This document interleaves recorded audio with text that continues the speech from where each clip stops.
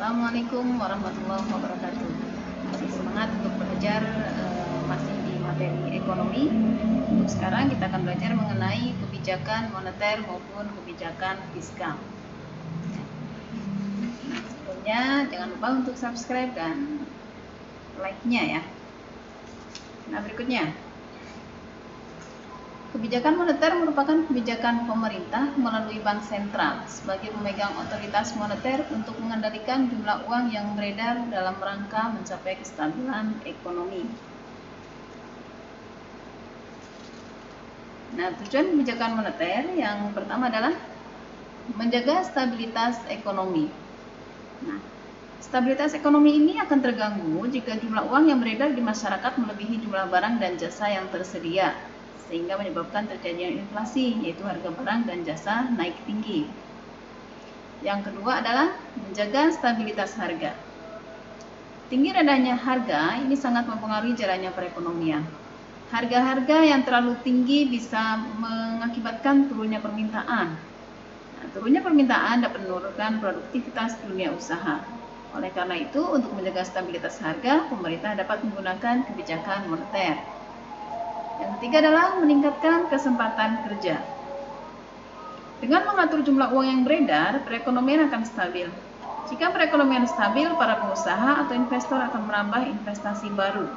Nah, investasi ini akan membuka lapangan kerja baru sehingga kesempatan kerja pun akan ditingkatkan.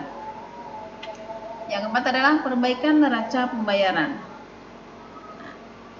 Kebijakan moneter ini dapat dipakai untuk memperbaiki posisi neraca perdagangan sehingga negara tidak terlalu banyak mengalami defisit. Jika posisinya menjadi seimbang atau bahkan surplus, salah satunya dengan melakukan devaluasi atau menurunkan nilai mata uang sendiri dengan mata uang asing.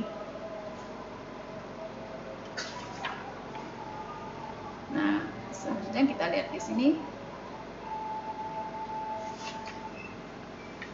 Instrumen kebijakan moneter. Ya, instrumen kebijakan moneter dan BI ini meliputi open market operation. Ini maksudnya adalah operasi pasar terbuka. Ya. Kebijakan pasar terbuka adalah kebijakan bank sentral untuk menambah atau mengurangi jumlah uang beredar dengan cara menjual atau membeli surat-surat berharga. Ya. Jika bank sentral menjual surat berharga atau SBI-nya dia, berarti bank sentral ingin mengurangi jumlah uang dari masyarakat. Dan sebaliknya. Yang kedua adalah discount rate, politik diskonto. Nah, ini adalah pengaturan jumlah uang yang beredar dengan mengendalikan tingkat bunga bank sentral ya, pada bank umum. Yang selanjutnya adalah reserve requirement ratio atau kebijakan cadangan kas. Nah, di sini adalah mengatur jumlah uang yang beredar dengan mengendalikan jumlah dana cadangan perbankan yang harus disimpan pada pemerintah atau bank sentral. Misalnya untuk menambah jumlah uang pemerintah menurunkan rasio cadangan wajib. Ya, untuk mengurangi jumlah uang beredar, pemerintah menaikkan rasio cadangan kas. Nah, selanjutnya adalah moral persuasion. Ini adalah ajakan moral. Ya. Ajakan moral ini bentuknya misalnya imbauan kepada pihak perbankan ataupun pemberi kredit agar berhati-hati dalam mengeluarkan kredit untuk mengurangi jumlah uang yang beredar. Selanjutnya instrumen yang lain bisa berupa cadangan minimum. Ini cadangan minimum ini perubahan cadangan yang dimiliki oleh bank umum dapat mempengaruhi jumlah uang yang beredar. Bila cadangan diturunkan, jumlah uang yang beredar cenderung naik dan sebaliknya. Berikutnya adalah kredit selektif. Ini kebijakan yang dilakukan oleh pemerintah dalam pemberian atau tidaknya suatu kredit. Jadi lebih selektif ya. Nah, ini dengan cara menentukan syarat-syarat kredit yang dikenal dengan 5C. Di sini ya, supaya nanti kreditnya aman. Yang selanjutnya adalah kebijakan devaluasi dan revaluasi. Devaluasi ini kebijakan untuk menurunkan nilai mata uang dalam negeri terhadap mata uang asing. Tujuannya untuk memperbaiki neraca perdagangan dan neraca pembayaran. Nah, sedangkan untuk revaluasi adalah menaikkan nilai mata uang dalam negeri terhadap mata uang asing. Nah, ini dilakukan jika keadaan ekonomi sudah meningkat dalam arti barang-barang dalam negeri sudah mampu bersaing dengan barang-barang di luar negeri. Nah, selanjutnya adalah kebijakan centering. Centering ini kebijakan untuk memotong nilai mata uang dalam negeri. Kebijakan ini dilakukan jika negara mengalami hyperinflation atau inflasi di atas 100%. Nah, centering ini pernah dilakukan Indonesia pada tahun 1950 dengan memotong uang sebesar 50%. Jadi uang dengan nominal 1000 nilainya tinggal 500. Kebijakan di tahun 1950 lebih dikenal dengan istilah Gunting Syafruddin ya.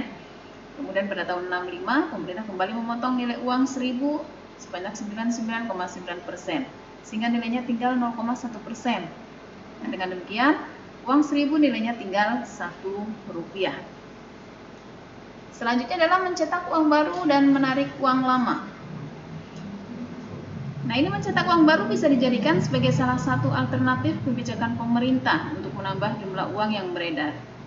Nah, sebaliknya, menarik atau memusnahkan uang lama dilakukan dalam rangka mengurangi jumlah uang yang beredar. Ini merupakan instrumen dalam kebijakan moneter. Jenis-jenis kebijakan moneter di sini kita kenal ada politik uang ketat dan politik uang longgar. Nah, politik uang ketat ini kita bisa lihat dari politik bank sentral untuk mengurangi jumlah uang yang beredar. Ini bisa dilakukan dengan cara menjual surat berharga, meningkatkan tingkat suku bunga, cadangan kas dinaikkan, kemudian memperketat persyaratan kredit. Sementara untuk politik uang longgar, nah ini bisa dilakukan dengan cara membeli surat berharga, menurunkan tingkat suku bunga, cadangan kas umum ini diturunkan, dan syarat pemberian kredit dipermudah. Ini ya. Nah, demikian untuk materi kebijakan moneter. Untuk selanjutnya kebijakan fiskal kita akan bahas di pertemuan selanjutnya ya. Terima kasih atas perhatiannya. Assalamualaikum warahmatullahi wabarakatuh. Jangan lupa untuk tetap like dan subscribe ya.